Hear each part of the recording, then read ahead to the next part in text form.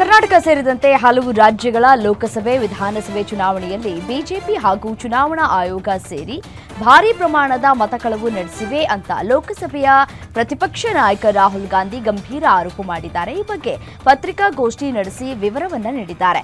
ಬೆಂಗಳೂರಿನ ಮಹದೇವಪುರ ಕ್ಷೇತ್ರ ಒಂದರಲ್ಲಿಯೇ 1 ಲಕ್ಷ ಮತಗಳನ್ನ ಕಳವು ಮಾಡಲಾಗಿದೆ ಅಂತ ರಾಹುಲ್ ಗಾಂಧಿ ಆರೋಪಿಸಿದ್ದಾರೆ. ಲೋಕಸಭಾ ಚುನಾವಣೆಯಲ್ಲಿ ಇಡೀ ದೇಶಾದ್ಯಂತ ಯಾವ ರೀತಿ ಮತಗಳ್ಳತನ ನಡೆದಿದೆ ಎಂಬುದನ್ನು ರಾಹುಲ್ ಗಾಂಧಿ ದಾಖಲೆಗಳ ಸಹಿತ ದೇಶದ ಜನರ ಮುಂದಿಟ್ಟಿದ್ದಾರೆ. ಈ ಎಲ್ಲ ಮಾಹಿತಿಗಳು ಚುನಾವಣಾ ಆಯೋಗವೇ ನೀಡಿದ ದಾಖಲೆಗಳಾಗಿವೆ. ನರೇಂದ್ರ ಮೋದಿ ನೇತೃತ್ವದ ಸರ್ಕಾರದ ವಿರುದ್ಧ ವ್ಯಾಪಕವಾದ ಜನಾಕ್ರೋಶವಿದ್ದರೂ ಹೇಗೆ ಮತಗಳ್ಳತನದ ಮೂಲಕ ಅಧಿಕಾರದ ಗದ್ದುಗೆ ಏರೋದಕ್ಕೆ ಸಾಧ್ಯವಾಯಿತು ಅನ್ನೋದಕ್ಕೆ ರಾಹುಲ್ ಗಾಂಧಿ ಬಿಡುಗಡೆ ಮಾಡಿರುವಂತಹ ದಾಖಲೆಗಳೇ ಸಾಕ್ಷಿ ಅಂತ ಮುಖ್ಯಮಂತ್ರಿ ಸಿದ್ದರಾಮಯ್ಯ ಕಿಡಿಕಾರಿದ್ದಾರೆ.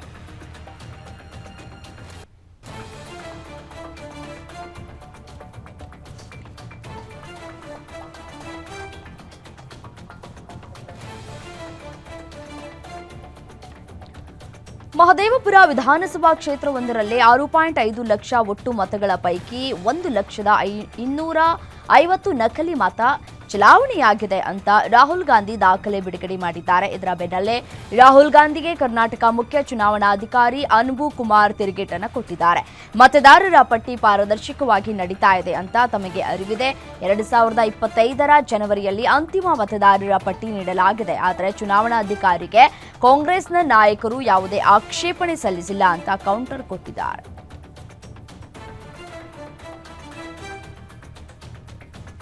ಕಾಂಗ್ರೆಸ್ ಚುನಾವಣಾ ಆಯೋಗದ ಮೇಲೆ ಆರೋಪ ಹೊರಿಸುವ ಮೊದಲು 2023ರ ಕರ್ನಾಟಕ ವಿಧಾನಸಭೆ ಚುನಾವಣೆಯಲ್ಲಿ ಕಾಂಗ್ರೆಸ್ ಅದು ಹೇಗೆ ಗೆದ್ದಿತು ಎಂಬುದಕ್ಕೆ ರಾಹುಲ್ ಗಾಂಧಿ ಉತ್ತರಿಸಲಿ ಅಂತ ಕೇಂದ್ರ ಸಚಿವ ಪ್ರಹ್ಲಾದ್ ಜೋಶಿ ಸವಾಲನ್ನ ಹಾಕಿದ್ದಾರೆ. ಲೋಕಸಭೆ ಚುನಾವಣೆಯಲ್ಲಿ ಇವಿಎಂ ಮತ್ತು ಚುನಾವಣಾ ಆಯೋಗದ ಲೋಪವಿದೆ ಅನ್ನೋದಾದ್ರೆ 2023ರ ವಿಧಾನಸಭಾ ಚುನಾವಣೆಯಲ್ಲಿ ಅದೇ ಇವಿಎಂಗಳು ಮತ್ತು ಚುನಾವಣಾ ಆಯೋಗ ಕಾರ್ಯನಿರ್ವಹಿಸಿದೆ. ಹಾಗಾದ್ರೆ ಕಾಂಗ್ರೆಸ್ನವರು ಹೇಗೆ ಆಯ್ಕೆಯಾದ್ರು ಅಂತ ಜೋಶಿ ಪ್ರಶ್ನೆ ಮಾಡಿದ್ದಾರೆ.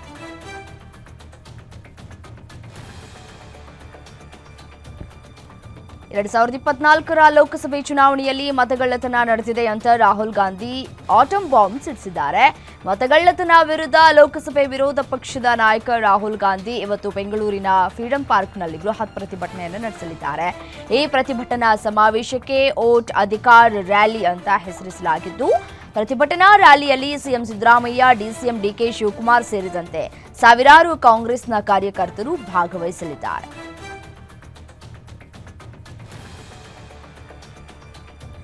ಮತಗಳ್ಳತನದ ವಿರುದ್ಧ ಬೆಂಗಳೂರಿನಿಂದಲೇ ಕೈ ರಣಕಹಳೆ ಮೊಳಗಿಸ್ತಾ ಇದ್ದು, ಇವತ್ತು ಫ್ರೀಡಂ ಪಾರ್ಕ್ನಲ್ಲಿ ಕಾಂಗ್ರೆಸ್ ಬೃಹತ್ ಪ್ರತಿಭಟನೆ ಮಾಡಲಿದೆ. ಕಾಂಗ್ರೆಸ್ನ ಆರೋಪಕ್ಕೆ ವಿಪಕ್ಷ ನಾಯಕ ಆರ್ ಅಶೋಕ್ ವಾಗ್ದಾಳಿ ನಡೆಸಿದ್ದಾರೆ. ರಾಹುಲ್ ಗಾಂಧಿಗೆ ಇನ್ನೂ ರಾಜಕೀಯ ಮೆಚುರಿಟಿ ಇಲ್ಲ.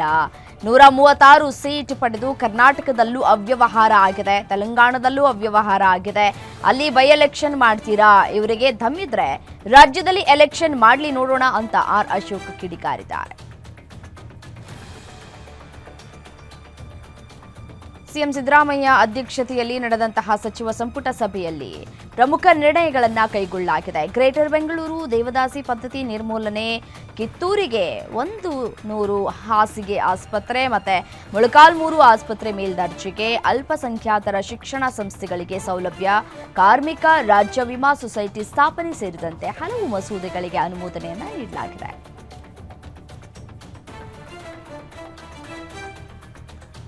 ಧರ್ಮಸ್ಥಳ ಗ್ರಾಮದಲ್ಲಿ 2 ಗುಂಪುಗಳ ನಡುವೆ ಘರ್ಷಣೆ ಸಂಬಂಧ ಧರ್ಮಸ್ಥಳ ಪೊಲೀಸರು ಓರ್ವ ಆರೋಪಿಯನ್ನ ಬಂಧಿಸಿದ್ದಾರೆ.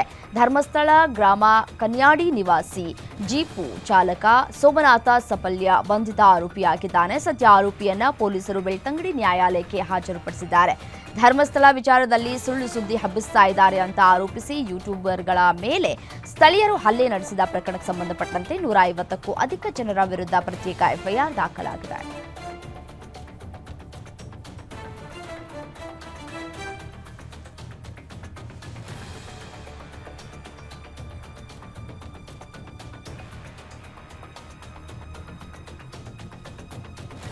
ಒಳ ಮೀಸಲಾತಿ ವರ್ಗೀಕರಣ ಸಂಬಂಧ ಸರ್ಕಾರಕ್ಕೆ ಸಲ್ಲಿಕೆಯಾಗಿದ್ದಂತಹ ನ್ಯಾಯಮೂರ್ತಿಗಳ ನಾಗಮೋಹನ್ ದಾಸ್ ವರದಿ ಸಂಪುಟದಲ್ಲಿ ಮಂಡನೆಯಾಗಿದೆ. ಕ್ಯಾಬಿನೆಟ್ನಲ್ಲಿ ವರದಿ ಸ್ವೀಕಾರ ಮಾಡಿ ಯಾವುದೇ ಚರ್ಚೆ ನಡೆಸದೆ ಎಲ್ಲಾ ಸಚಿವರಿಗೂ ವರದಿ ಪ್ರತಿ ನೀಡುವುದಕ್ಕೆ ಸೂಚಿಸಲಾಗಿದೆ. ಅಲ್ಲದೆ ಆಗಸ್ಟ್ 16ರಂದು ವಿಶೇಷ ಸಂಪುಟ ಸಭೆ ಕರೆದಿದ್ದು ಆ ಸಭೆಯಲ್ಲಿ ಮೀಸಲಾತಿ ಸಂಬಂಧ ತೀರ್ಮಾನ ತೆಗೆದುಕೊಳ್ಳುವ ಸಾಧ್ಯತೆ ಇದೆ.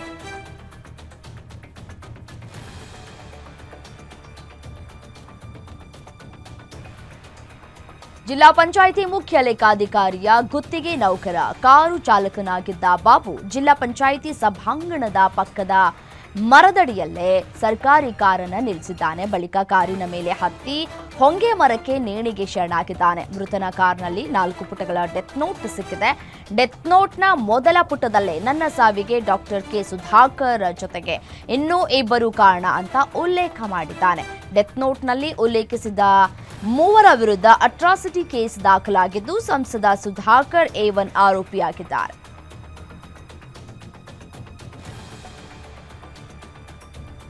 ಚಿಕ್ಕಬಳ್ಳಾಪುರದ ಜಿಲ್ಲಾಡಳಿತ ಭವನದ ಆವರಣದಲ್ಲಿ ಗುತ್ತಿಗೆ ನೌಕರ ಬಾಬು ನೇಣು ಬಿಗಿದುಕೊಂಡು ಆತ್ಮಹತ್ಯೆ ಮಾಡಿಕೊಂಡಿದ್ದಾನೆ. ಡೆತ್ ನೋಟ್ನಲ್ಲಿ ಚಿಕ್ಕಬಳ್ಳಾಪುರ ಬಿಜೆಪಿ ಸಂಸದ ಡಾಕ್ಟರ್ ಕೆ ಸುಧಾಕರ್ ಹೆಸರನ್ನ ಉಲ್ಲೇಖಿಸಿರುವುದು ಭಾರೀ ಸಂಚಲನಕ್ಕೆ ಕಾರಣವಾಗ್ತಾ ಇದೆ. ಇನ್ನು ಈ ಬಗ್ಗೆ ದೆಹಲಿಯಲ್ಲಿ ಸುಧಾಕರ್ ಪ್ರತಿಕ್ರಿಯಿಸಿದ್ದು, ಬಾಬು ಎಂಬ ವ್ಯಕ್ತಿ ನನಗೆ ಗೊತ್ತಿಲ್ಲ, ಆತನ ಮುಖವನ್ನೇ ನೋಡಿಲ್ಲ, ಈ ವ್ಯಕ್ತಿ ಯಾಕೆ ನನ್ನ ಹೆಸರನ್ನ ಉಲ್ಲೇಖ ಮಾಡಿದ್ದಾರೋ ಗೊತ್ತಿಲ್ಲ ಅಂತ ತಮ್ಮ ಮೇಲಿನ ಆರೋಪ ಏನಿದೆ ಅದನ್ನ ತಳ್ಳಹಾಕಿದ್ದಾರೆ.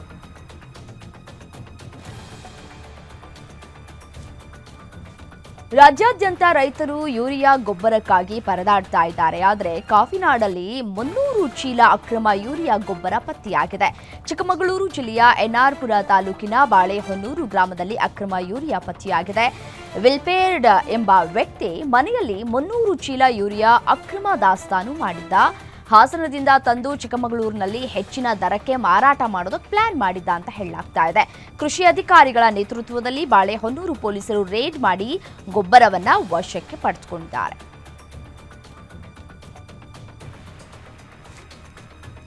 ಬೆಳಗಾವಿ ಜಿಲ್ಲೆಯ ಸವದತ್ತಿ ತಾಲೂಕಿನಲ್ಲಿರೋ ಮುನವಳ್ಳಿ ಪುರಸಭೆ ಕಚೇರಿಗೆ ಲೋಕಾಯುಕ್ತ ಅಧಿಕಾರಿಗಳು ದಿಢೀರ್ ಭೇಟಿಯನ್ನು ನೀಡಿದರು. ಜನನ ಮತ್ತು ಮರಣ ಪ್ರಮಾಣ ಪತ್ರ ಸೇರಿ ವಿವಿಧ ದಾಖಲೆಗಳನ್ನು ಪರಿಶೀಲಿಸಿದಂತಹ ಲೋಕಾಯುಕ್ತ ಅಧಿಕಾರಿಗಳು ಸಾರ್ವಜನಿಕರಿಂದ ಮಾಹಿತಿಯನ್ನ ಪಡೆದರು. ಸಾರ್ವಜನಿಕರಿಗೆ ದಾಖಲೆಗಳನ್ನು ಕೊಡುವುದಕ್ಕೆ ಅಧಿಕಾರಿಗಳು ವಿಳಂಬವನ್ನ ಮಾಡ್ತಾ ಇದ್ದಾರೆ ಎಂಬ ವಿಚಾರಕ್ಕೆ ಪುರಸಭೆ ಸಿಬ್ಬಂದಿಗೆ ಲೋಕ ಅಧಿಕಾರಿಗಳು ತರಾಟೆಗೆ ತೆಗೆದುಕೊಂಡಿದ್ದಾರೆ. ಸಾರ್ವಜನಿಕರಿಗೆ ಸರಿಯಾದ ಸಮಯಕ್ಕೆ ಪ್ರಮಾಣ ಪತ್ರವನ್ನು ನೀಡಬೇಕು ಅಂತ ಹೇಳಿ ಎಚ್ಚರಿಕೆಯನ್ನ ಕೊಟ್ಟಿದ್ದಾರೆ.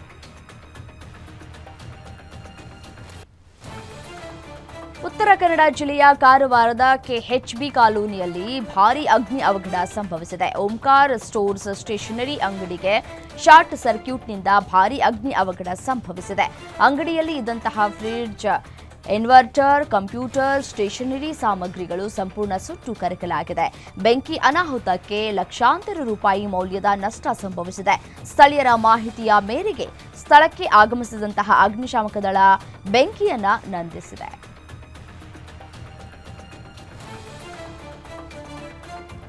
ಯುವತಿ ವಿಚಾರಕ್ಕೆ ಯುವಕನ ಮೇಲೆ ಗ್ಯಾಂಗ್ ಅಟ್ಯಾಕ್ ಮಾಡಿದೆ. ಈ ಘಟನೆ ಬೆಳಗಾವಿಯ ಶಿವಾಜಿನಗರದ 3ನೇ ಕ್ರಾಸ್ನಲ್ಲಿ ನಡೆದಿದೆ. ಶಿವಾಜಿನಗರದ ಕುನಾಲ್ ಲೋಹಾರ್ ಎಂಬ ವ್ಯಕ್ತಿಯ ಮೇಲೆ ಹಲ್ಲೆಯಾಗಿದೆ. ಯುವಕರ ಗುಂಪು ಹಲ್ಲೆ ನಡೆಸಿ ಪರಾರಿಯಾಗಿದ್ದಾರೆ. ಹಲ್ಲೆಗೆ ಒಳಗಾದಂತಹ ಕುನಾಲ್ಗೆ ಜಿಲ್ಲಾಸ್ಪತ್ರೆಯ ಐಸಿಯುನಲ್ಲಿ ಚಿಕಿತ್ಸೆಯನ್ನು ನೀಡಲಾಗ್ತಾ ಇದೆ.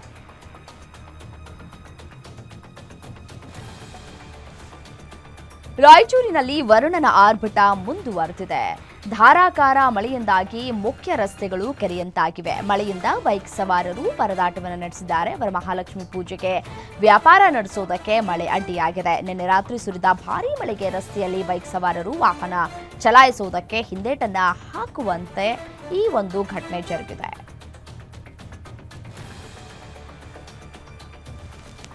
ಅಮೆರಿಕದೊಂದಿಗಿನ ಸುಂಕ ಯುದ್ಧದ ನಡುವೆ ಪ್ರಧಾನಿ ನರೇಂದ್ರ ಮೋದಿ ಅವರು ದೇಶದ ರೈತರ ಪರವಾಗಿ ಮಹತ್ವದ ಹೇಳಿಕೆ ನೀಡಿದ್ದಾರೆ. ಎಂಎಸ್ ಸ್ವಾಮಿನಾಥನ್ ಶತಮಾನೋತ್ಸವ ಅಂತಾರಾಷ್ಟ್ರೀಯ ಸಮ್ಮೇಳನವನ್ನು ಉದ್ದೇಶಿಸಿ ಮಾತನಾಡಿದಂತಹ ಅವರು ರೈತರ ಹಿತಾಸಕ್ತಿ ಕಾಪಾಡುವುದಕ್ಕೆ ಯಾವುದೇ ವೈಯಕ್ತಿಕ ನಷ್ಟಕ್ಕೂ ಸಿದ್ಧ ಅಂತ ಪ್ರಧಾನಿ ಮೋದಿ ಟ್ರಂಪ್ಗೆ ಸವಾಲೆಸೆದಿದ್ದಾರೆ. ರೈತರ ಹಿತಾಸಕ್ತಿಗಳನ್ನು ರಕ್ಷಿಸುವುದು ನಮ್ಮ ಪ್ರಮುಖ ಆದ್ಯತೆ. ರೈತರು, ಮೀನುಗಾರರು ಮತ್ತು ಹೈನುಗಾರರ ಹಿತಾಸಕ್ತಿಗಳ ಬಗ್ಗೆ ಭಾರತ ಎಂದಿಗೂ ರಾಜಿ ಮಾಡಿಕೊಳ್ಳುವುದಿಲ್ಲ ಅಂತ ಹೇಳಿದ್ದಾರೆ. ಉಪರಾಷ್ಟ್ರಪತಿ ಅಭ್ಯರ್ಥಿಯನ್ನು ಆಯ್ಕೆ ಮಾಡುವುದಕ್ಕೆ ಬಿಜೆಪಿ ನೇತೃತ್ವದ ಎನ್ಡಿಎ ಪ್ರಧಾನಿ ಮೋದಿ ಮತ್ತು ಬಿಜೆಪಿ ಅಧ್ಯಕ್ಷ ಜೆಪಿ ನಡ್ಡಾ ಅವರಿಗೆ ಅಧಿಕಾರ ನೀಡಿದೆ ಅಂತ ಕೇಂದ್ರ ಸಚಿವ ಕಿರಣ್ ರಿಜಿಜು ಹೇಳಿದ್ದಾರೆ. ಇದು ಸರ್ವಾನುಮತದ ನಿರ್ಧಾರ ಅಂತ ಸಂಸದೀಯ ವ್ಯವಹಾರಗಳ ಸಚಿವರು ತಿಳಿಸಿದ್ದಾರೆ. ಸಂಸತ್ತಿನ ಸಂಕೀರ್ಣದಲ್ಲಿ ಪ್ರಮುಖ ಬಿಜೆಪಿ ನಾಯಕರು ಮತ್ತು ಅವರ ಮಿತ್ರ ಪಕ್ಷಗಳ ಸಭೆ ನಡೆದಿದ್ದು ಅಲ್ಲಿ ಈ ನಿರ್ಧಾರವನ್ನು ತೆಗೆದುಕೊಳ್ಳಲಾಗಿದೆ.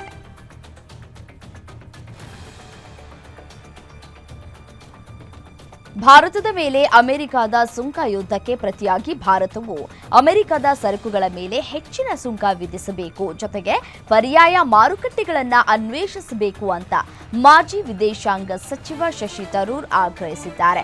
ಅಮೆರಿಕ ಅಧ್ಯಕ್ಷ ಡೊನಾಲ್ಡ್ ಟ್ರಂಪ್ ಅವರ 50% ಸುಂಕ ವಿಧಿಸಿರುವುದನ್ನು ಟೀಕಿಸಿದ್ದು, ಯಾವುದೇ ದೇಶವು ಭಾರತವನ್ನು ಈ ರೀತಿ ಬೆದರಿಸುವುದಕ್ಕೆ ಸಾಧ್ಯವಿಲ್ಲ ಎಂದಿದ್ದಾರೆ.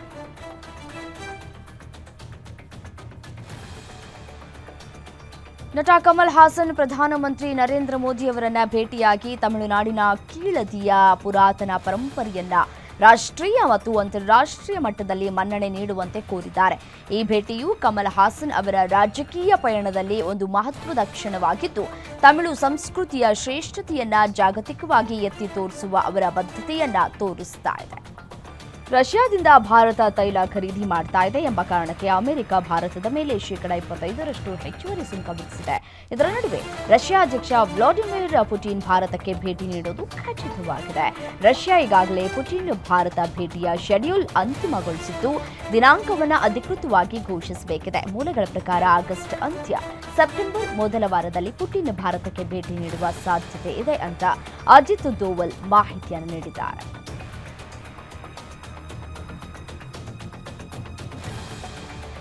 ಜಮ್ಮು ಮತ್ತು ಕಾಶ್ಮೀರದ ಉಧಂಪುರ ಜಿಲ್ಲೆಯ ಬಸಂತಗಢ ಪ್ರದೇಶದ ಕಾಂಡ್ವಾ ಬಳಿ ಸಿಆರ್ಪಿಎಫ್ ವಾಹನ ಅಪಘಾತಕ್ಕೀಡಾಗಿದೆ. ಘಟನೆಯಲ್ಲಿ 2 ಕೇಂದ್ರ ಮೀಸಲು ಪೊಲೀಸ್ ಪಡೆ ಸಿಬ್ಬಂದಿ ಮೃತಪಟ್ಟಿದ್ದು, 16 ಮಂದಿ ಗಾಯಗೊಂಡಿದ್ದಾರೆ. ಉಧಂಪುರದ ಹೆಚ್ಚುವರಿ ಎಸ್ಪಿ ಸಂದೀಪ್ ಭಟ್ ಈ ಕುರಿತು ಮಾಹಿತಿ ನೀಡಿದ್ದು, ಪೊಲೀಸ್ ತಂಡಗಳು ಸ್ಥಳಕ್ಕೆ ಧಾವಿಸಿ ರಕ್ಷಣಾ ಕಾರ್ಯಾಚರಣೆಯನ್ನು ಆರಂಭಿಸಿವೆ. ಗಾಯಗೊಂಡ ಎಲ್ಲ ಸಿಬ್ಬಂದಿಯನ್ನ ಚಿಕಿತ್ಸೆಗಾಗಿ ಹತ್ತಿರದ ಖಾಸಗಿ ಆಸ್ಪತ್ರೆಗೆ ಸ್ಥಳಾಂತರ ಮಾಡಲಾಗಿದೆ.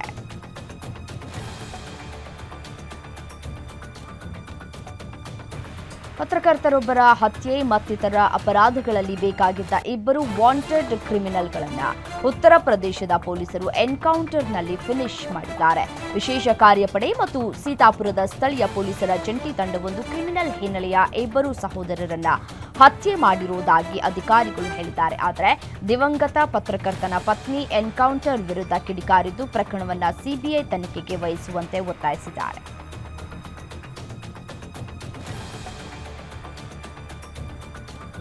ಆಂಧ್ರಪ್ರದೇಶದ ವಿಶಾಖಪಟ್ಟಂನ ಬುಕ್ಕಾ ಸ್ಟ್ರೀಟ್ ಬಳಿ ಸಂಭವಿಸಿದಂತಹ ಅನಿಲ ಸಿಲಿಂಡರ್ ಸ್ಫೋಟದಲ್ಲಿ 5 ಜನರು ಸಾವನ್ನಪ್ಪಿದ್ದು, ಹಲವಾರು ಜನರು ಈ ಸಂದರ್ಭದಲ್ಲಿ ಗಾಯಗೊಂಡಿದ್ದಾರೆ. ಈ ಸ್ಫೋಟವು ಸ್ಕ್ವಾಪ್ ಅಂಗಡಿಯಲ್ಲಿ ಸಂಭವಿಸಿದೆ. ವೆಲ್ಡಿಂಗ್ ಸಿಲಿಂಡರ್ ಅಸಮರ್ಪಕವಾಗಿ ಕಾರ್ಯನಿರ್ವಹಿಸುವಾಗ ಸ್ಫೋಟವಾಗಿದೆ. ಸ್ಫೋಟದ ಪರಿಣಾಮ ಎಷ್ಟು ಪ್ರಬಲವಾಗಿತ್ತು ಅಂತಂದ್ರೆ, ಮೃತರ ದೇಹಗಳು ಚದುರಿ ಹೋಗಿ ಗುರುತಿಸಲಾಗದಷ್ಟು ದೂರಕ್ಕೆ ಹಾರಿ ಬಿದ್ದಿದ್ವು ಅಂತ ಸ್ಥಳೀಯರು ಮಾಹಿತಿಯನ್ನು ನೀಡಿದ್ದಾರೆ.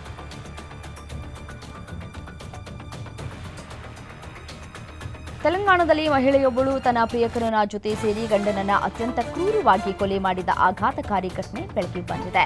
ಈ ಕೊಲೆಗೆ ಎಷ್ಟು ಚೆನ್ನಾಗಿ ಸಂಚು ರೂಪಿಸಲಾಗಿತ್ತು ಅಂತಂದ್ರೆ, ಈ ಮಹಿಳೆ ಯೂಟ್ಯೂಬ್ ನೋಡಿ ಯಾರಿಗೂ ಅನುಮಾನ ಬರಬಾರ್ದು ಅಂತ ಹೇಳಿ ಗಂಡನ ದೇಹದಲ್ಲಿ ವಿಷದ ಅಂಶ ಸಿಗಬಾರ್ದು ಅಂತ ಆತನ ಕಿವಿಗೆ ವಿಷ ಸುರಿದು ಕೊಲೆ ಮಾಡಿದ್ದಾಳೆ.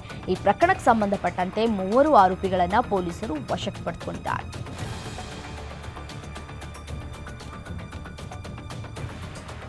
ಅಯೋಧ್ಯೆಯ ರಾಮ ಮಂದಿರದಲ್ಲಿ ಧ್ವಜಾರೋಹಣ ಸಮಾರಂಭಕ್ಕಾಗಿ ಶ್ರೀರಾಮ ಜನ್ಮಭೂಮಿ ತೀರ್ಥಕ್ಷೇತ್ರ ಟ್ರಸ್ಟ್ ಅದ್ದೂರಿ ಕಾರ್ಯಕ್ರಮವನ್ನು ಯೋಜಿಸ್ತಾ ಇದ್ದು, ಇದಕ್ಕೆ ದೇಶದಾದ್ಯಂತ ಸಾಧುಗಳನ್ನು ಆಹ್ವಾನಿಸಲಾಗಿದೆ.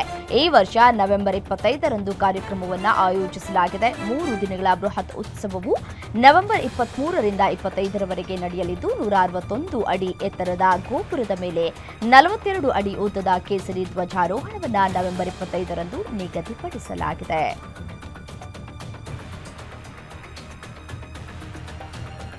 ವ್ಯಕ್ತಿಯೊಬ್ಬ ಸೇತುವೆಯ ಅಂಚಿನಿಂದ ನೇತಾಡುತ್ತಾ ಪುಷಪ್ ಮಾಡಿದ್ದಾನೆ.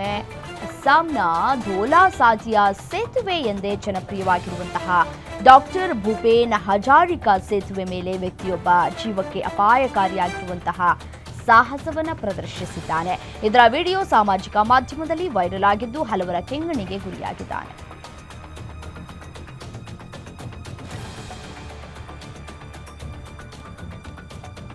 ಮಕ್ಕಳಿಗೆ ತಂದೆಯೇ ಹೀರೋ. ಮಕ್ಕಳಿಗೆ ಅಪಾಯ ಎದುರಾಗ್ತಾ ಇದೆ ಎಂದಾಗ ಯಾವ ತಂದೆಯೂ ಸುಮ್ಮನೆ ಕೂರಲಾರ. ಹಾಗೆಯೇ 2 ವರ್ಷದ ಮಗುವಿನ ಮೇಲೆ ದಾಳಿ ಮಾಡೋದಕ್ಕೆ ಬಂದಿದ್ದಂತಹ ನಾಯಿಯಿಂದ ತಂದೆಯೊಬ್ಬ ತನ್ನ ಮಗುವನ್ನ ಕಾಪಾಡಿಕೊಂಡಿರುವಂತಹ ವಿಡಿಯೋ ವೈರಲ್ ಆಗಿದೆ. ಈ ಘಟನೆ ಗುಜರಾತ್ನ ಅಮ್ರೇಲಿಯಲ್ಲಿ ನಡೆದಿದೆ. ಇದ್ದಕ್ಕಿದ್ದಂತೆ ಮಗುವಿನ ಮೇಲೆ ನಾಯಿ ದಾಳಿ ನಡೆಸಿತ್ತು. ಬಾಲಕ ಕಿರ್ಚ್ತಾ ಇದ್ದಂತೆ ತಂದೆ ಸೆಕೆಂಡ್ಗಳಲ್ಲಿ ಅಲ್ಲಿಗೆ ಓಡ್ ಬಂದು ನಾಯಿಯ ಹಿಡಿತದಿಂದ ತಪ್ಪಿಸಿದ್ದಾರೆ.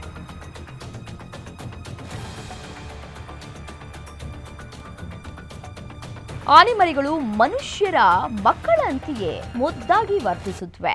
ಅವುಗಳ ತುಂಟಾಟ, ಕೀಟಲೆ ನೋಡೋದೇ ಕಣ್ಣಿಗೆ ಆನಂದ. ಇದೀಗ ಭಾರತೀಯ ಅರಣ್ಯ ಸೇವೆ ಅಧಿಕಾರಿ ಪರ್ವೀನ್ ಕಸ್ವಾನ್ ಮರಿಯಾನೆಗಳ ವಿಡಿಯೋವನ್ನ ಹಂಚಿಕೊಂಡಿದ್ದು ನೆಟ್ಟಿಗರು ಭಾವುಕರಾಗಿದ್ದಾರೆ. ಗುಜರಾತ್ ಮತ್ತು ತೀಸ್ತಾ ಎಂಬ 2 ಮರಿ ಆನೆಗಳ ವಿಡಿಯೋ ಈಗ ವೈರಲ್ ಆಗಿದೆ. ತಾಯಿಯನ್ನ ಕಳೆದುಕೊಂಡು ನಂತರ ರಕ್ಷಿಸಲ್ಪಟ್ಟ ಮರಿಯಾನೆಗಳನ್ನ ಈಗ ಅರಣ್ಯಾಧಿಕಾರಿಗಳು ಮತ್ತು ಮಾವುತರ ಆರೈಕೆಯಲ್ಲಿ ಸಾಕಲಾಗ್ತಾ ಇದೆ.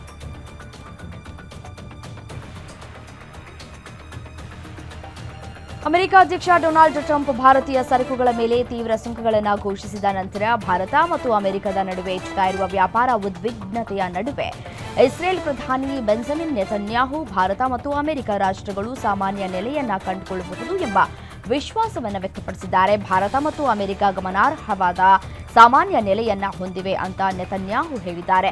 ಹಾಗೆಯೇ ಎರಡೂ ದೇಶಗಳ ನಡುವಿನ ಮಾತುಕತೆಯ ಮೂಲಕ ಪರಿಹಾರ ಕೂಡ ಸಾಧ್ಯ ಅಂತ ಅಭಿಪ್ರಾಯ ವ್ಯಕ್ತಪಡಿಸಿದ್ದಾರೆ. ಪ್ರಧಾನಿ ನರೇಂದ್ರ ಮೋದಿ ಅವರಿಗೆ ಬ್ರೆಜಿಲ್ನ ಅಧ್ಯಕ್ಷ ಲೂಯಿಸ್ ಇನಾಸಿಯೋ ಲುಲಾ ಡಾ ಸಿಲ್ವಾ ಅವರಿಂದ ದೂರವಾಣಿ ಕರೆ ಬಂದಿದೆ. ಇದು ಎರಡೂ ರಾಷ್ಟ್ರಗಳ ನಡುವಿನ ಸಹಕಾರದಲ್ಲಿ ಮತ್ತೊಂದು ಹೆಜ್ಜೆಯಾಗಿದೆ. ಫೋನ್ ಸಂಭಾಷಣೆಯ ಸಮಯದಲ್ಲಿ ಪ್ರಧಾನಿ ಮೋದಿ ಕಳೆದ ತಿಂಗಳು ಬ್ರೆಜಿಲ್ಗೆ ನೀಡಿದಂತಹ ತಮ್ಮ ಭೇಟಿಯನ್ನ ಪ್ರೀತಿಯಿಂದ ನೆನಪಿಸಿಕೊಂಡಿದ್ದಾರೆ. ಆ ಪ್ರವಾಸವನ್ನ ಸ್ಮರಣೀಯ, ಅರ್ಥಪೂರ್ಣವಾಗಿಸಿದ ಆತ್ಮೀಯ ಆತಿಥ್ಯಕ್ಕಾಗಿ ಬ್ರೆಜಿಲ್ ಅಧ್ಯಕ್ಷ ಲುಲಾ ಅವರಿಗೆ ಮೋದಿ ಕೃತಜ್ಞತೆಯನ್ನ ವ್ಯಕ್ತಪಡಿಸಿದ್ದಾರೆ. ಶೀಘ್ರದಲ್ಲೇ ಡೊನಾಲ್ಡ್ ಟ್ರಂಪ್ ಅವರು ಪುಟಿನ್ ಮತ್ತು ಉಕ್ರೇನಿಯನ್ ಅಧ್ಯಕ್ಷ ವ್ಲಾಡಿಮಿರ್ ಝೆಲೆನ್ಸ್ಕಿ ಜೊತೆ ತ್ರಿಪಕ್ಷೀಯ ಸಭೆಯನ್ನ ನಡೆಸುವುದಕ್ಕೆ ತೀರ್ಮಾನಿಸಿದ್ದಾರೆ. ಇದನ್ನ ಟ್ರಂಪ್ ಸ್ವತಃ ದೃಢಪಡಿಸಿದ್ದಾರೆ. ಅಲ್ಲಿ ಅವರು ಪುಟಿನ್ ಅವರೊಂದಿಗೆ ಮಾತನಾಡಿದ್ದಾರೆ. ಶೀಘ್ರದಲ್ಲೇ ಮುಖಾಮುಖಿ ಸಭೆ ನಡೆಸುವ ಸಾಧ್ಯತೆ ಇದೆ ಅಂತ ಹೇಳಿದ್ದಾರೆ. ಸಭೆಯಲ್ಲಿ 3 ನಾಯಕರು ಮಾತ್ರ ಭಾಗವಹಿಸುತ್ತಾರೆ ಮತ್ತು ಬೇರೆ ಯಾವುದೇ ಯುರೋಪಿಯನ್ ನಾಯಕರನ್ನ ಅದರಲ್ಲಿ ಸೇರಿಸಲಾಗುವುದಿಲ್ಲ ಅಂತ ಹೇಳಿ ಟ್ರಂಪ್ ಹೇಳಿದ್ದಾರೆ.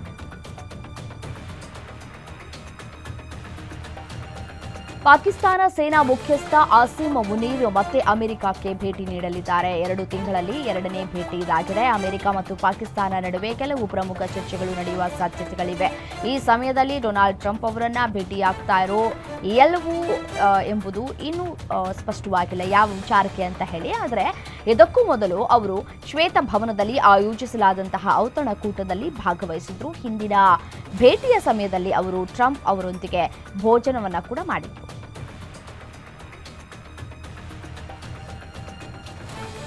ಕೆನಡಾದಲ್ಲಿ ಇರುವಂತಹ ಹಾಸ್ಯ ನಟ ಕಪಿಲ್ ಶರ್ಮಾ ಅವರ ಕೆಫೆ ಮೇಲೆ ಮತ್ತೆ ದಾಳಿಯಾಗಿದೆ. ಕೆನಡಾದ ಬ್ರಿಟಿಷ್ ಕೊಲಂಬಿಯಾದ ಸರ್ರಿಯಲ್ಲಿರುವಂತಹ ಈ ಕೆಫೆ ಮೇಲೆ 1 ತಿಂಗಳ ಅವಧಿಯಲ್ಲಿ 2ನೇ ಬಾರಿಗೆ ಈ ದಾಳಿ ಆಗ್ತಾ ಇರುವಂಥದ್ದು. ಕೆಫೆಯ ಮೇಲೆ ಕನಿಷ್ಠ 25 ಗುಂಡುಗಳ ದಾಳಿ ನಡೆದಿರುವುದನ್ನು ಸಿಸಿಟಿವಿ ದೃಶ್ಯಾವಳಿಗಳು ತೋರಿಸುತ್ತಿವೆ.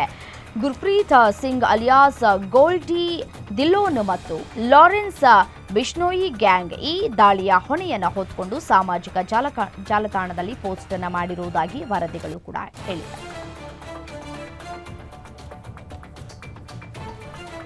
ಫ್ರಾನ್ಸ್ ದೇಶವು ಕಳೆದ ಕೆಲವು ದಿನಗಳಿಂದ ಅತ್ಯಂತ ಭೀಕರವಾದ ಕಾಡ್ಗಿಚ್ಚನ್ನ ಎದುರಿಸ್ತಾ ಇದೆ. ಅದರಂತೆ ಈ ದೊಡ್ಡ ಕಾಡ್ಗಿಚ್ಚು ದಕ್ಷಿಣ ಫ್ರಾನ್ಸ್ನ ಆಡ್ ಪ್ರಾಂತ್ಯದಲ್ಲಿ ವ್ಯಾಪಕ ನಾಶವನ್ನ ಉಂಟು ಮಾಡಿದ್ದು, ನಿಯಂತ್ರಿಸುವುದಕ್ಕೆ 2,000ಕ್ಕೂ ಹೆಚ್ಚು ಅಗ್ನಿಶಾಮಕ ಸಿಬ್ಬಂದಿಯನ್ನ ನಿಯೋಜಿಸಲಾಗಿದೆ ಅಂತ ವರದಿಯಾಗಿದೆ. ಮತ್ತೊಂದು ಕಡೆ ಈ ಬೆಂಕಿಯ ಕೆನ್ನಾಲಿಗೆಯಲ್ಲಿ ಒಬ್ಬ ವ್ಯಕ್ತಿ ಸಾವನ್ನಪ್ಪಿ 9 ಮಂದಿ ಗಾಯಗೊಂಡಿದ್ದಾರೆ. ಜೊತೆಗೆ ಕನಿಷ್ಠ 25 ಮನೆಗಳಿಗೆ ಬೆಂಕಿ ಹಾನಿಯಾಗಿದೆ ಅಂತ ಅಧಿಕಾರಿಗಳು ತಿಳಿಸಿದ್ದಾರೆ.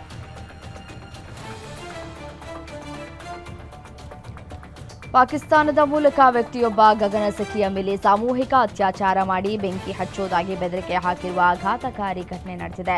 ಸಲ್ಮಾನ್ ಇಫ್ತಿಕರ್ ಗಗನಸಖಿ ಮೇಲೆ ದುರ್ವರ್ತನೆ ತೋರಿದ್ದಾನೆ. 37 ವರ್ಷದ ಪಾಕಿಸ್ತಾನಿ ಮೂಲದ ಉದ್ಯಮಿ ಸಲ್ಮಾನ್ ಇಫ್ತಿಕರ್ ಗಗನಸಖಿ ಮೇಲೆ ದುರ್ವರ್ತನೆ ತೋರಿದಾತ ಈತನಿಗೆ 15 ತಿಂಗಳ ಜೈಲು ಶಿಕ್ಷೆಯನ್ನ ವಿಧಿಸಲಾಗಿದೆ. ಜಪಾನ್ನಲ್ಲಿ ನಡೆದಂತಹ 2025ರ ವಿಶ್ವ ಜಂಪ್ ರೋಪ್ ಚಾಂಪಿಯನ್ಶಿಪ್ನಲ್ಲಿ ಚೀನಾದ ಜಂಪ್ ರೋಪರ್ ಹೊಸ ಇತಿಹಾಸ ಬರೆದಿದ್ದಾರೆ. ಜಿಗಿತದಲ್ಲಿ ಅಜೇಯ ದಾಖಲೆಯನ್ನ ಮುರಿದು ಚೀನಾದ ಜಂಪ್ ರೋಪರ್ ಗಮನ ಸೆಳೆದಿದ್ದಾರೆ.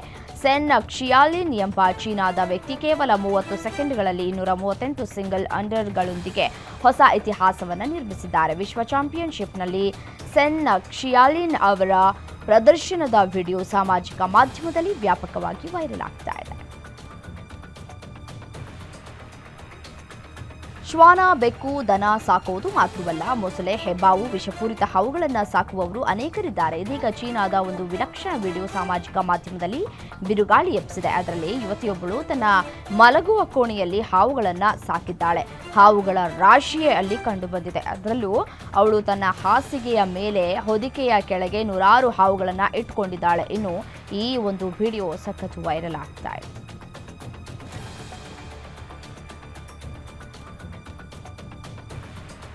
ಕ್ಲೌಡೆಡ್ ಲೆಪರ್ಡ್ ಏಷ್ಯಾದ ಅತ್ಯಂತ ಅಪರೂಪದ ಚಿರತೆ ಪ್ರಭೇದಗಳಲ್ಲಿ ಒಂದೆನಿಸಿದ್ದು, ಇವುಗಳು ರಾತ್ರಿ ವೇಳೆಯಲ್ಲಿ ಹೆಚ್ಚು ಸಂಚರಿಸುವ ಕಾರಣ ಅವುಗಳ ಪ್ರಸ್ತುತಿ ತುಂಬಾ ನಿಗೂಢವಾಗಿದೆ. ಅತ್ಯಂತ ನಿಗೂಢಿ ಪ್ರಾಣಿಗಳಲ್ಲಿ ಒಂದಾದಂತಹ ಈ ಕ್ಲೌಡೆಡ್ ಚಿರತೆ ತಮ್ಮ ದೇಹದಲ್ಲಿನ ಸುಂದರ ಚುಕ್ಕೆಗಳಿಂದ ಆಕರ್ಷಣೀಯ ಅಂತ ಕೂಡ ಅನ್ನಿಸ್ಕೊಂಡಿವೆ. ರಾತ್ರಿ ವೇಳೆಯಲ್ಲೇ ಇವು ಕಂಡುಬರುವ ಕಾರಣ ಹೆಚ್ಚು ಕಣ್ಣಿಗೆ ಬೀಳೋದಿಲ್ಲ. ಹಾಗಾಗಿ ಕಾಡಿನಲ್ಲಿ ತುಂಬಾ ವಿರಳವಾಗಿ ಕಂಡುಬರುತ್ತವೆ.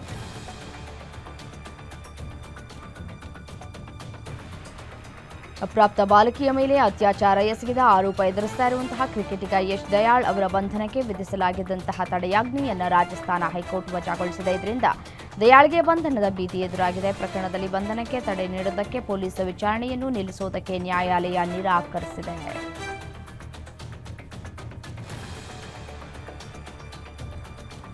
2026ನೇ ಸಾಲಿನ ಇಂಡಿಯನ್ ಪ್ರೀಮಿಯರ್ ಲೀಗ್ ಕ್ರಿಕೆಟ್ ಟೂರ್ನಿ ನಿವೃತ್ತಿ ಬಗ್ಗೆ ಧೋನಿ ಮಹತ್ವದ ಹೇಳಿಕೆ ಕೊಟ್ಟಿದ್ದಾರೆ. ತಮ್ಮ ದೇಹದ ಸ್ಥಿತಿ ಮತ್ತು ಮುಂದಿನ ಋತುವಿನಲ್ಲಿ ಆಡೋದಕ್ಕೆ ಸಾಧ್ಯವಾಗುತ್ತದೆಯೇ ಅಂತ ನೋಡೋದಕ್ಕೆ ಇನ್ನೂ 6-8 ತಿಂಗಳು ಕಾಯುವುದಾಗಿ ಮಾತ್ರ ಹೇಳಿದ್ದಾರೆ. ಇದೀಗ ಧೋನಿ ಚೆನ್ನೈ ತಂಡದ ಜತೆಗಿನ ಬಾಂಧವ್ಯದ ಬಗ್ಗೆ ಮಹತ್ವದ ಹೇಳಿಕೆಯೊಂದನ್ನು ಕೊಟ್ಟಿದ್ದಾರೆ.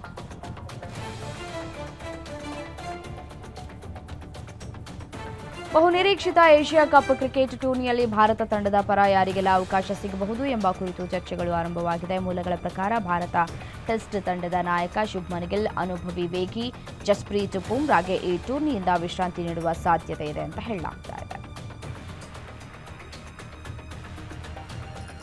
ಬಿಸಿಸಿಐ ಗುತ್ತಿಗೆಯಿಂದ ಸ್ಥಾನ ಕಳೆದುಕೊಂಡ ಬಳಿಕ ಹಿರಿಯ ಬ್ಯಾಟ್ಸ್ಮನ್ ಶ್ರೇಯಸ್ ಅಯ್ಯರ್ ದೇಶಿ ಕ್ರಿಕೆಟ್ನಲ್ಲಿ ಸ್ಥಿರ ಪ್ರದರ್ಶನ ತೋರಿದ್ರು. ಕಳೆದ ಐಸಿಸಿ ಚಾಂಪಿಯನ್ಸ್ ಟ್ರೋಫಿ ಟೂರ್ನಿಯಲ್ಲಿಯೂ ಗಮನಾರ್ಹ ಪ್ರದರ್ಶನವನ್ನು ತೋರಿದ್ರು. ಇದೀಗ ಏಷ್ಯಾ ಕಪ್ ಟೂರ್ನಿಯ ಭಾರತ T20I ತಂಡದಲ್ಲಿ ಸ್ಥಾನವನ್ನು ಪಡೆಯುವ ಸಾಧ್ಯತೆ ಇದೆ. ಕೆಲವು ತಿಂಗಳ ಹಿಂದೆ ಚಾಂಪಿಯನ್ಸ್ ಟ್ರೋಫಿ ಗೆದ್ದ ನಂತರ ವಿರಾಟ್ ಕೊಹ್ಲಿ, ರೋಹಿತ್ ಶರ್ಮಾರನ್ನ ಅಂತಾರಾಷ್ಟ್ರೀಯ ಕ್ರಿಕೆಟ್ನ ಜಗತ್ತು ನೋಡಿಲ್ಲ. ಈ ಜೋಡಿ ಟೆಸ್ಟ್ ಮತ್ತು T20Iಗಳಿಂದ ನಿವೃತ್ತರಾಗಿದ್ದು ಏಕದಿನ ಪಂದ್ಯಗಳಲ್ಲಿ ಮಾತ್ರ ಉಭಯ ಆಟಗಾರರನ್ನು ಕಾಣಬಹುದಾಗಿದೆ.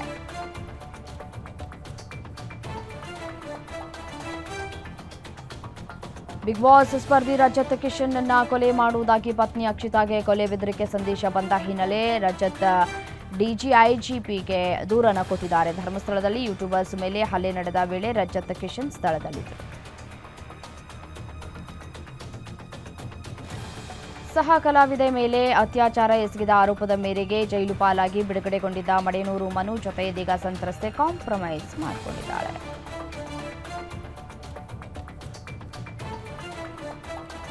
ಬೆಂಗಾಲಿ ನಟಿ ದಿತಿ ಪ್ರಿಯಾ ರಾಯ್ ಅವರೊಂದಿಗೆ ಚಿರೋದಿನಿ ತುಮಿ ಜೆ ಅಮರ್ ಸಹ ನಟ ಜಿತು ಕಮಲ್ ಅನುಚಿತವಾಗಿ ವರ್ತಿಸಿದ್ದಾರೆ. ಈ ಕುರಿತು ಮಾತನಾಡಿರುವ ನಟಿ ದಿತಿ ಪ್ರಿಯಾ, ಕೃತಕ ಬುದ್ಧಿ ಮತ್ತೆ ಬಳಸಿ ತಯಾರಿಸಿರುವಂತಹ ಚಿತ್ರವನ್ನ ಜಿತು ತಮಗೆ ಕಳುಹಿಸಿದ್ದಾರೆ. ಇದರಲ್ಲಿ ಚುಂಬಿಸ್ತಾ ಇರುವಂತಹ ದೃಶ್ಯವಿದೆ ಅಂತ ಕೂಡ ಹೇಳಿದ್ದಾರೆ. ಕೂಲಿ ಸಿನಿಮಾದಲ್ಲಿ ಮಾಸ್ ಲುಕ್ನಲ್ಲಿ ಸೂಪರ್ ಸ್ಟಾರ್ ರಜನಿಕಾಂತ್ ಅವರ ಲುಕ್ ಕಂಡು ಫ್ಯಾನ್ಸ್ ಫಿದಾ ಆಗಿದ್ದಾರೆ. ಇದೀಗ ನಟ ರಜನಿಕಾಂತ್ ಅವರ ವಿಮಾನ ಪ್ರಯಾಣದ ವಿಡಿಯೋ ಒಂದು ಸೋಷಿಯಲ್ ಮೀಡಿಯಾದಲ್ಲಿ ವೈರಲ್ ಆಗಿದೆ.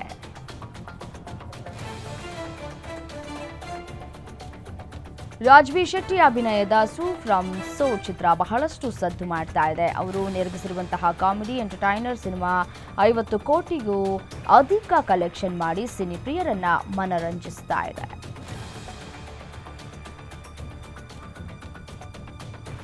ಪ್ರಭಾಸ್ ನಟನೆಯ ದಿ ರಾಜಾ ಸಾಬ್ ಸಿನಿಮಾ ಬಿಡುಗಡೆ ಈಗಾಗಲೇ 2 ಬಾರಿ ಮುಂದೂಡಿಕೆಯಾಗಿದೆ. ಇದೇ ವರ್ಷದ ಆರಂಭದಲ್ಲಿಯೇ ಸಿನಿಮಾ ಬಿಡುಗಡೆಯಾಗಲಿದೆ ಅಂತ ಹೇಳಲಾಗ್ತಾ ಇತ್ತು.